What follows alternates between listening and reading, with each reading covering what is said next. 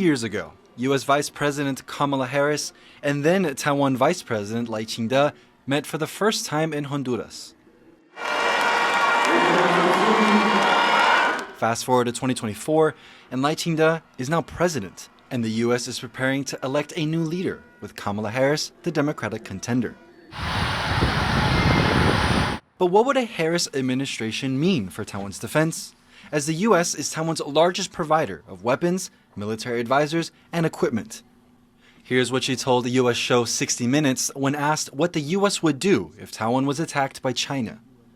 Listen, we need to make sure that we maintain a one China policy, but that includes supporting Taiwan's ability to defend itself. These comments are consistent with U.S. policy, acknowledging Beijing's claims on Taiwan without recognizing it, while at the same time maintaining a friendly, unofficial relationship with Taipei. The question now is whether Kamala Harris could bring something new to the table in terms of Taiwan's security if she wins the presidency. To answer that, TaiwanPlus traveled to the U.S. Pennsylvania is seen as a key battleground state in the upcoming U.S. presidential election. And here in Philadelphia, members of Taiwan's ruling Democratic Progressive Party, as well as other political parties from Taiwan, are meeting here with U.S. defense officials to discuss the future of security cooperation with the next U.S. administration.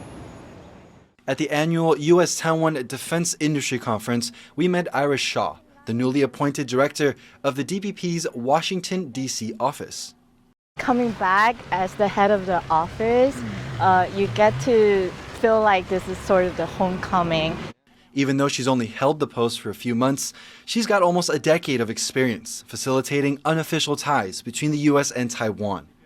And she says she doesn't expect anything new with the potential Harris administration.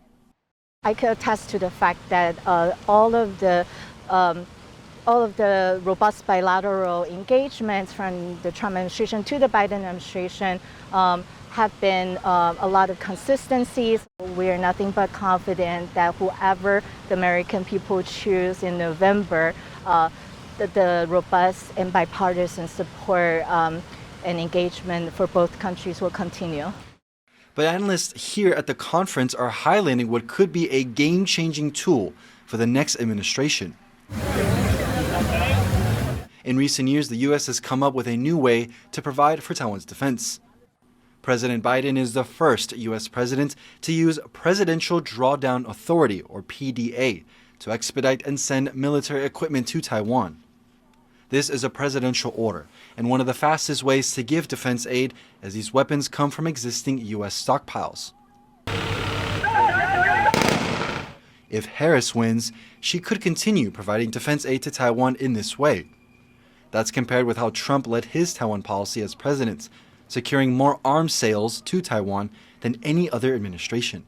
She'll be the first president to come into office with these existing things. There will not need to be a congressional fight. If there is a fight with Congress, it'll be over numbers and figures, not over the authorities. So I don't know how she will utilize them, but she has new tools that I hope she will continue to utilize.